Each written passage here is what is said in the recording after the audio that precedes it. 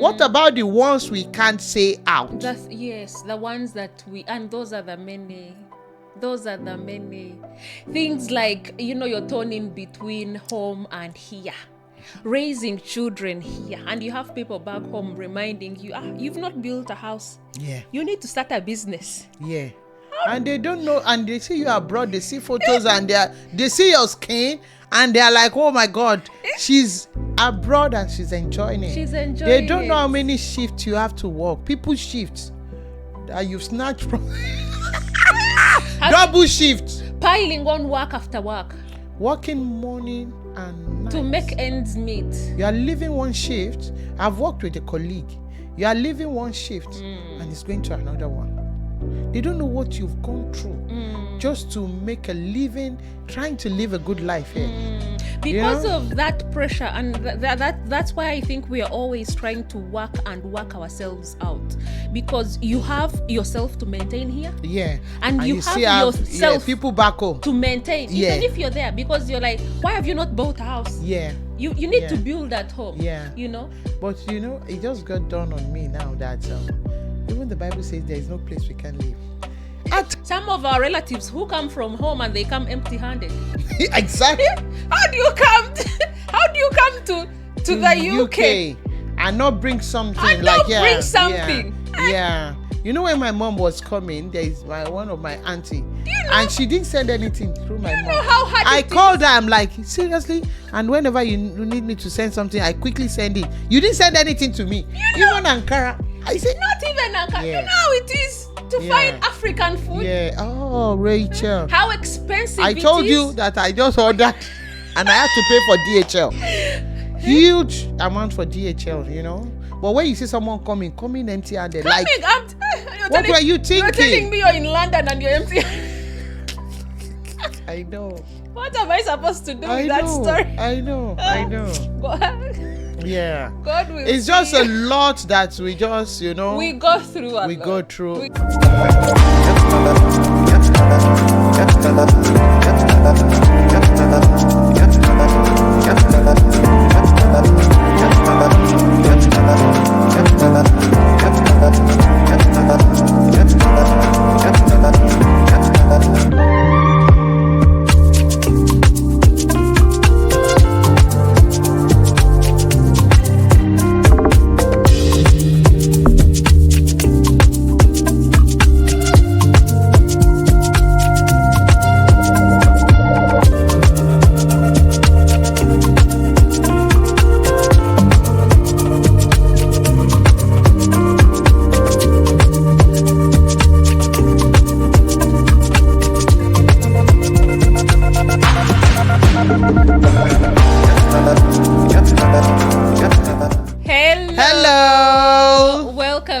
Conversation on the car with Rachel and Tebby. And what an exciting day to be alive. Yes, beautiful summer period. Not yet in summer. Let's anticipate.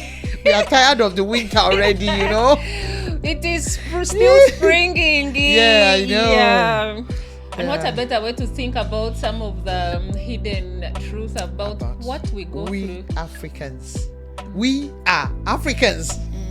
By the way, rocking Ankara Day. Celebrating the Africanness in us. Yeah.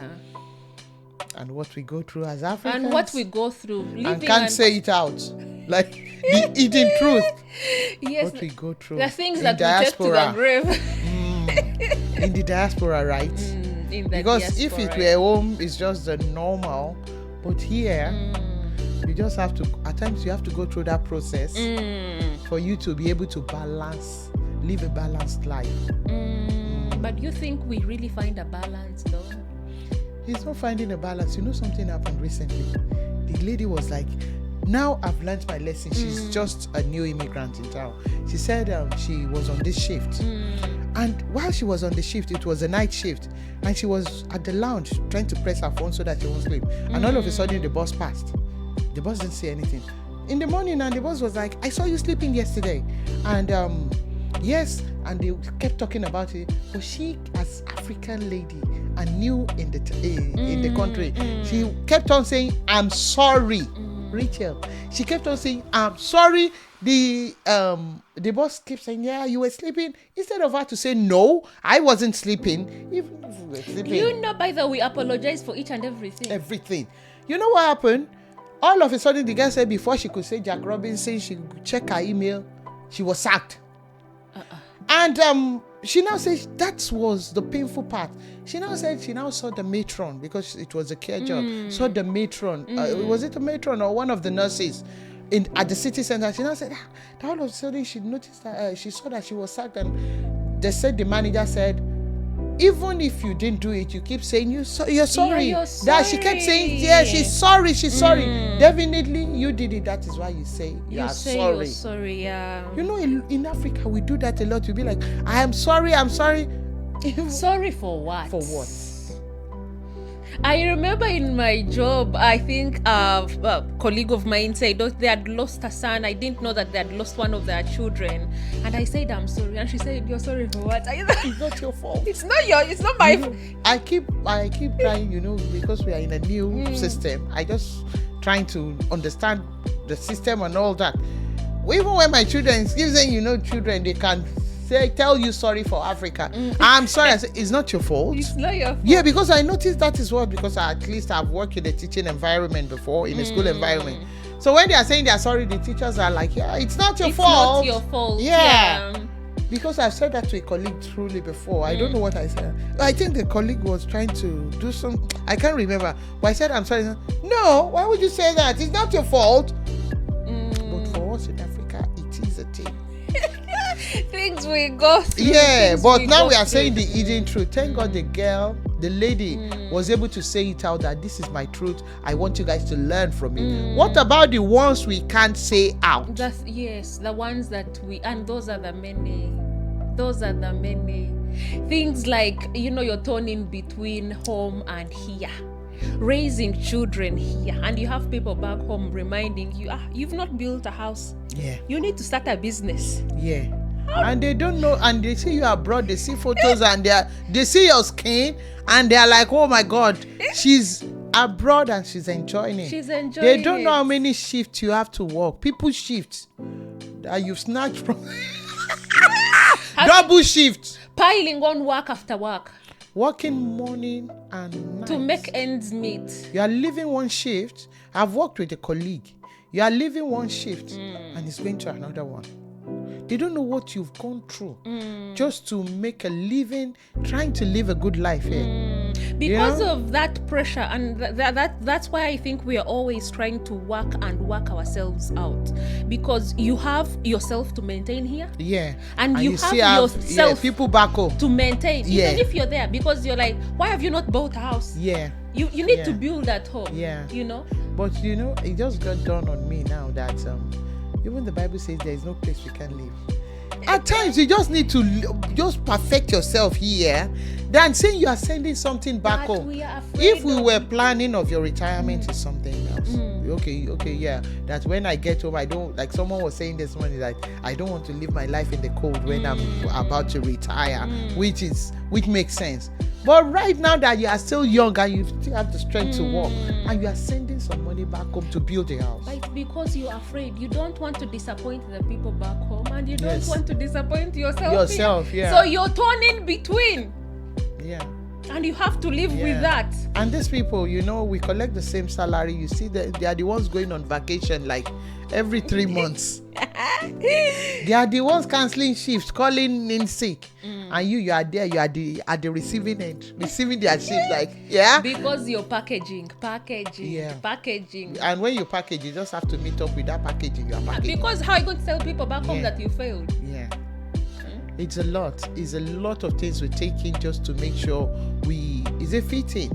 Yeah, make sure that you're trying to fit in, yes. Because the packaging we've showed them at home, we've sent photos that we are living the big life. You're driving big cars, with those big cars, when it's on finance, the direct debit that leaves your account every month. Yeah. You know, yes. I say it's the lady with the big car. But when are we going to start living our life? Seriously. Yes. When we don't go for those mortgage, okay, here is mortgage. In Africa, you see someone that can buy a house of 100 million at once. Can you do it in the UK? It's only recently that they have only started introducing the mortgages and things. Yes, so but I if someone noticed. at home has bought a house, is living in a house, they have paid for it up. Exactly. You can't tell them nothing. They're actually richer than us. Yeah, of course. Richer than us. That is why, my sister, there's this my sister, she'll be like, I don't want to send money to people in Africa. I'll be like, why? She said, before you click, like you send that, click that button of send, that they are in the market eating that meat, you can't eat it. You can't eat it. Eating, she said, I'm not sending £10 to anybody. That £10, I'll use it to better my life. I'll use it to go to the shop to get groceries for my kids. Yes. Because they are the one living the good life. Good wigs. They are the ones, Good hair. good wigs, babe. Here you're struggling with your jacket of 19 oi. Even before the scramble and partition of Africa, you're still in that jacket. And You they will can't now change. come here, they will look at you like, so this is you. See finish. Yes. They will now look at you like, Have you Rachel. seen a typical African on the streets with the hair that has been there for over 6 months? This our Peterborough is a very posh community. Have you been to London? And you see them dragging that, what's that retirement bag they drag to the shop? I have it. I used to have it. My husband say, I hate this bag. I don't like this bag. My sister too came. Take it to the market. My sister said, this is the bag they use in London. Those retired ladies. What are you using? What are you doing with this bag? And you see them packaging. I brought my mom to London. I brought my mom to the UK. And we now went, she love Peterborough. She's like, Peterborough is a beautiful community. The mistake I did was taking her to London. My mom said, is this the London you guys are shouting? I say, London is beautiful. She say, why is it so dirty? Why is it rowdy? Why is it very dirty? And I think that is something that the Western world took away from us as Africans, because when we are packaging, home, they too packaging. They do package. All we to the see UK. is the good things, and even making it very hard to get the British visa makes it. Oh my God. God. It's like yearning for something you can't have. But then for us, all they see, it's like there is nothing good back home. Yeah, that is why the way they package themselves is the way we Africans. Okay, look at the new immigrants now. They are the ones shouting, the UK is this, the UK. What is in the UK? Truly, yes, we are living a beautiful life. Obviously, in the UK, we thank God for that. Which we appreciate. Yeah, we thank God. But with are... that, Rachel, we still go through. In fact, at times you pick double shift just to make sure you are paying that bills. Just to make sure you are meeting up with all the demands in Africa as well. Because myself, I still got my parents at home. I need to take care of them. So, and here too, I still have my home front. I have my life as well. So, because we believe that when we get that salary, the salary goes into the bill directly. So you need an extra to be able to, Even before you sniff the salary, you look around, you have a mortgage to pay. Electricity. The number of things that are on direct debit. You are paying for road tax, you are paying for, all kinds of direct debit you can think of. For breathing tax. So why won't you work that extra shift? But you won't be able to tell them, which is the hidden truth we are talking about. You won't be able to tell them back in Africa that you've not slept for 3 days because you've been running someone else's shift. Can you tell them? They'll be like, no. You've been standing for over 24 hours, for 48 hours. Not sleeping. Driving from one city to the other. Without sleep. In a situation whereby someone brings in a spouse from Africa. Is it paper or is it love? Is it for paper? Is it for love? Oh my God. Hidden truths. Is it for paper? Okay, look at the student that came in. See what those boys are going through. Those people are going through on the internet. They won't know they are speaking with the underage girls because they are just conscious of, let me get my papers. Maybe if I get married to a citizen. And those underage girls are there on the TikTok. You see them fully grown lady. You won't know they are 13, they are 12. Because you want to get it. So actually, how do you even, when things don't work out, when you've probably brought in a spouse and things don't work, how are you going to tell your people back home? You can't tell them anything. That you do. And try to work it out. And just try to work it out. Try to work it out. People go through a lot in this country. People go through a lot. There was this guy that he got his paper by marrying a lady. This old lady makes him pay the bills, makes him pay the rent, and at times, in fact, the guy will go into her house to do the laundry and all that. He went through hell. So by the time he got his paper, he had really worked for it. Bye. He didn't look back. He had really worked So for it. a lot of people go through issues like will I call it the first generation of immigrants or the second generation? Yeah, we are the first generation. Our children no. yeah. It's your children that were born here that are first generation. Yeah. No, I you're meant a typical immigrant. There is no generation. I know. That's true. You're the first of the kind. The original immigrants. The origin of the originals. So it is time what we go through, that will be our first generation of like those Jamaicans, what they went through, you know. At the place of work, you are the one trying to see the favor of the manager. Why you have your colleague that don't even send that is calling sick like every minute. Wanting to work twice as much. Working to work twice as much. To prove yourself. Yeah. I remember there was a day I was on shift and we were given an instruction to change something, just to make a change somewhere. And immediately I was there doing it. So the lady I was on shift with, like, let's do this together. She said, no, I'm not touching that. I'm not here for that. But I didn't want to do it as well. But when I remembered the skin I was carrying. Where you come from? When I remembered the skin I was carrying, I'm like, at the end of the day, who are they going to be like, okay, you didn't do this. So, because I knew because of the skin I'm carrying, I'm like, let me go and do my part so that I will be able to say, I did my part. I don't know what she has, that is working for her. Yeah. So let me just do my part. And though it wasn't easy that night, but I had to go through it and do it. Because there is always a feeling that if I don't perform better, if I don't do better, then the stakes against me are high. Yeah. And you want to keep this job, you don't want to be out there looking for another job because getting a job is not even easy. Because it's not about you anymore. It's about your family and the family back home. But are you going to go and cry to them that I have to? Just trying to, it's so painful and so you come depressing here when you are carry trying to fit in. Yes. Yeah, fit in. Yeah, I don't, the stress we go through as immigrants. I don't pray our children go through those kind of stress. But you know that also along the way in trying to fit in, you tend to forget who you truly are. Yeah, of course. Remember, even if you are a prince from Africa, forget that title, put it aside and do your... Okay, we were talking about a royal from Africa. They had to go to America just to work as a bus driver. So is it going to feel like... that in Africa, before you can see those kind of people, you just you reverence them and all that. But it's a bus driver in America just trying to make ends meet.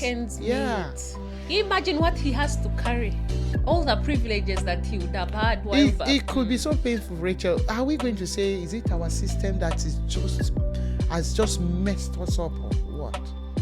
I normally say that our leaders have failed us. Oh, Rachel. Because like for me, where I come from, I'm now in my late 30s, but I've only known one president. You see those your president, I can't say. Me too, in Africa, I've known a lot of presidents, but they are not they are not doing the right thing. Sorry to say. Africa will be which Can you imagine the Zimbabwean president then too? That one died. Robert Mugabe? That one died. Oh Jesus! And he was trying kingdomship. Yeah, I know. He didn't pay the citizen, but he thought he was trying to shield his citizens from these people. Who asked you? Who sent you? I think he's just trying to be a father to them. No, who are you, Jesus Christ? But at the end of the day, it's just about their greed. That is poor leadership because as a leader, you're only as good as the people that you have left behind.